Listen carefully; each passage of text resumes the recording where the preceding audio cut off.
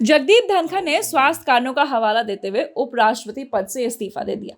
सोमवार को राष्ट्रपति द्रौपदी मुर्मू को भेजे अपने इस्तीफे में उन्होंने कहा कि अब वो अपनी स्वास्थ्य को प्राथमिकता देंगे। धनखड़ ने राष्ट्रपति को अपने लिखे पत्र में कहा कि मैं अनुसंधान के अनुच्छेद 67A के मुताबिक तत्काल प्रभाव से भारत के उपराष्ट्रपति पद से इस्तीफा देता हूं। 74 वर्षीय धनखड़ ने अगस्त 2022 में उपराष्ट्रपति का पदभार संभाला था। ऐसे में उनका कार्यकाल 2027 तक था। उपराष्ट्रपति पद से इस्तीफा देने के बाद जगदीप धनखड़ का यह कहना है कि वो विदाई भाषण नहीं देंगे। उनके इस बयान से अटकलों का बाजार गर्म हो रहा है। मतलब साफ नजर आने लगा है कि कहीं ना कहीं सब कुछ राजी खुशी से नहीं हुआ। राजनीतिक विश्लेषक और पत्रकार तमाम तरह की अटकलें लगा रहे हैं। एक वरिष्ठ टीवी पत्रकार लिखते हैं कि जो कांग्रेस बात बात पर जगदीप धनखड़ के व्यवहार की शिकायत करती थी और उन्हें पद से हटाने के लिए अविश्वास प्रस्ताव तक ले आई थी, आज धनखड़ के त्यागपत्र से व्यथित है। वहीं एक पहलू यह भी है कि धनखड़ के पीछे चट्टान की तरह खड़ी रही भाजपा के नेता अब उनके इस्तीफे पर कोई प्रतिक्रिया नहीं दे रहे। यहाँ तक कि सोशल मीडिया पर ही सही उनकी सेहत की बेहतरी के लिए भी पोस्ट नहीं लिख रहे। भारत के प्रधानमंत्री नरेंद्र मोदी की ओर से मंगलवार को दोपहर 12:13 पर सोशल मीडिया प्लेटफॉर्म एक्स पर पोस्ट किया गया। श्री जगदीप धनखड़ को भारत के उपराष्ट्रपति सहित कई भूमिकाओं में देश की सेवा करने का अवसर मिला था। मैं उनके उत्तम स्वास्थ्य की कामना करता हूँ। कयास लगाए जा रहे हैं कि धनखड़ विपक्ष के प्रति अचानक आवश्यकता से अधिक उदार हो गए थे, खास तौर पर जिस तरह उन्होंने जस्टिस वर्मा पर महाभियोग चलाने का विपक्ष का प्रस्ताव ताबड़तोड़ स्वीकार कर लिया। धनखड़ जुडिशरी को लेकर पिछले काफी समय से बयानबाजी भी करते रहे। कहा जा रहा है कि वह जस्टिस वर्मा पर महाभियोग चलाने की कार्रवाई को चेहरा बनना चाहते थे। विपक्ष ने इस बारे में नोटिस स्वीकार करवाकर इस कार्रवाई के क्रेडिट को अपने पाले में कर लिया, जबकि सत्ता पक्ष को कोई खबर ही नहीं लगी। कहा जा रहा है कि राज्यसभा चेयरमैन को नोटिस देने के एक्शन को पूरी तरह गोपनीय रखा और उसकी कोई फोटो तक नहीं खिंचवाई। एक रिपोर्ट यह भी कहती है कि जगदीप धनखड़ बीएसी मीटिंग में राज्यसभा में नेता सदन जेपी नड्डा और संसदीय कार्य मंत्री किरेन रिजिजू के गैर मौजूदगी से नाराज थे। बीते दिन 2 बार विजिलेंस एडवाइजरी कमेटी की मीटिंग हुई, लेकिन उसका कोई नतीजा नहीं निकल पाया। अब जबकि धनखड़ का इस्तीफा द्रौपदी मुर्मू द्वारा स्वीकार कर लिया गया है, तब इसे लेकर सियासत काफी बढ़ गई है। जहां एक तरफ बीजेपी के नेता कुछ बोलने से बचते नजर आ रहे हैं, वहीं कांग्रेस इस मुद्दे को लेकर पूरी तरह हमलावर है। कांग्रेस नेताओं ने इसे लेकर क्या कुछ कहा, हम आपको सुनाते हैं। Well, first of all, I wish him the best of health because I am, in a sense, saddened because I have a very good relationship with him. In fact, I know Dhankar Saab for what, 30-40 years. We were paired with each other, we were paired against each other in matters. And we have a bonhomie between us that is quite unique. And I always respected him and he always respected me. In fact, he has been to some family occasions of ours. So I am saddened and I hope that he is healthy and he has a long life and I wish him well. We may have had differences in respect to our political views or on opinions and I would I would say I would articulate my opinions and he would also respond. But at a personal level, we had a very strong bond. And whenever I needed time to speak in the house, I met him personally in his chamber. And he never refused me and gave me a little more time than is otherwise available to independent members of parliament. The other thing about Dhankar is that he doesn't hold anything back.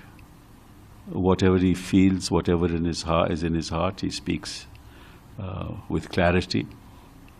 And it is his view of the Constitution that he believes in, may be contrary to other people's viewpoint, but he stood always by his viewpoint. So I'm sad that he's left us, and I won't be seeing him in the house anymore, but for me it's a sad occasion and I wish him well. अब सुनिए रवि किशन ने इसे लेकर क्या कुछ कहा। देखिए, ये विपक्ष है, इनका काम है बोलना। किसी भी बात को, किसी के स्वास्थ्य का भी मजाक उड़ा सकते हैं, उस पर भी राजनीति कर सकते हैं। मनुष्य के जीवन में आप हेल्दी इंसान को गिर के तुरंत मृत्यु होते हुए भी देखें कब कौन से पल आदमी बीमार होता है, सुबह क्या है, शाम को क्या, नहीं लोग बोलते हैं अभी तो बात कर रहे थे। तो ऐसा नहीं है, उनको डॉक्टर ने कहा है कि भाई you need to rest, if somebody wants to rest, उस पर भी राजनीति। किसी का शरीर गवाह नहीं कर रहा है, डॉक्टर ने कहा होगा, कोई रिपोर्ट आई होगी, कोई मेडिकल जांच हुई होगी, डॉक्टर ने कहा होगा just take care, you need to rest, so somebody is resting. अब उस पर भी आप राजनीति कर रहे हैं, मतलब हद हो गई। राजनीति का लेवल दिन ब दिन नीचे गिरता जा रहा है। लेकिन विपक्ष का सवाल ये इसलिए है, अरे विपक्ष तो क्या सवाल करता है, हमको समझ ही नहीं आ रहा है। विपक्ष का सवाल ही किसी को पूरा देश बाल खजवाने लगता है। विपक्ष कौन सवाल करता है, मेरे को आज तक मुझे समझ में नहीं आता। तो हमें साफ समझ में आ रहा है कि बीजेपी जहां उनके स्वास्थ्य को लेकर ही कहती नजर आ रही है, वहीं कांग्रेस पूरी तरीके से इसे एक साजिश बता रही है। सांसद महुआ मित्रा ने क्या कुछ कहा वो भी आप सुनिए। देखिए, ये बड़ा ही शॉकिंग है सबके लिए, क्योंकि पार्लियामेंट में जब आए तो ऐसा नहीं लगा कि उनको रिजाइन देने लायक स्वास्थ्य गड़बड़ है, क्योंकि इसके पहले भी जब उनको एक बार सर्जरी हुआ था पिछले सेशन में, तो उन्होंने कुछ दिन मात्र वहाँ छुट्टी ली थी और फिर वो वापस आ गए थे।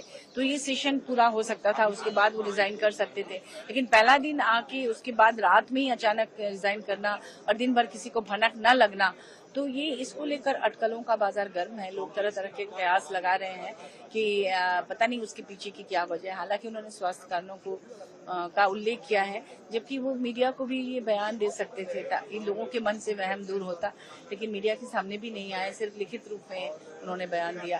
तो इसको लेकर जनता चाहती है कि सामने सभी तथ्य आए।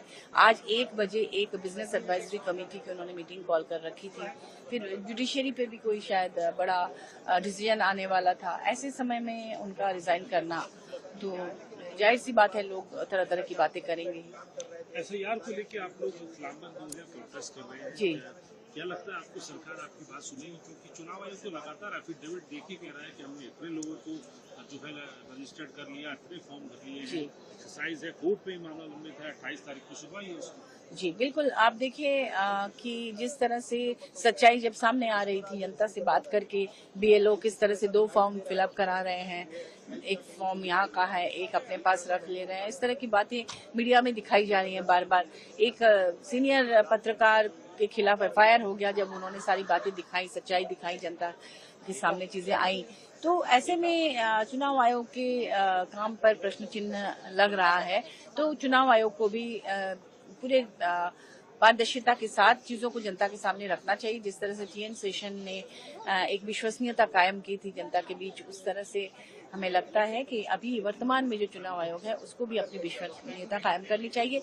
और जो भी भ्रम है, और आज चूंकि हम लोगों ने प्रोटेस्ट इसलिए किया कि ये सिर्फ बिहार की बात नहीं है, उसके बाद झारखंड है और देश के तमाम राज्य हैं जहाँ पर भी इस तरह से हो सकता है, क्योंकि यहाँ कहा जा रहा है कि भ्रामक तथ्य है। अब भ्रामक तथ्य है या नहीं है, ये कौन साबित करेगा? जो पत्रकार इसको दिखा रहे हैं उसके खिलाफ एफआईआर हो जा रहा है, तो किसी की हिम्मत नहीं होगी कि उसको सामने लाए। इसलिए चुनाव आयोग खुद अपनी विश्वसनीयता कायम करने के लिए चीजों को पारदर्शी बनाए। जैसे कि क्या था, इलेक्टोरल बॉन्ड को लेकर भी लोगों के मन में इस तरह का एक शक था, और बाद में जब माननीय सुप्रीम कोर्ट के हस्तक्षेप से इलेक्टोरल बॉन्ड सामने आया, तो जो सच्चाई सामने आई उससे देश हतप्रभ रह गया। तो उसी तरह से नहीं होना चाहिए, पहले ही सच्चाई सामने रखनी चाहिए। तो हमने सुना किस तरीके से धनखड़ का इस्तीफा सियासी बाजार को पूरी तरह गर्म कर चुका है। सोमवार को सभापति जगदीप धनखड़ ने जस्टिस वर्मा के खिलाफ महाभियोग प्रस्ताव के विपक्षी सदस्यों के नोटिस को स्वीकार कर लिया।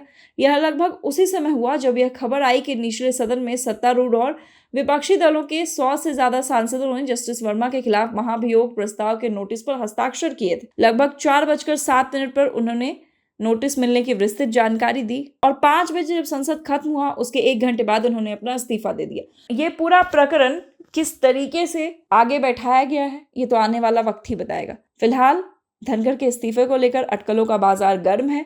क्या सच है और क्या गलत, ये आने वाला वक्त बताएगा। देखते रहें नवचेतना टाइम्स।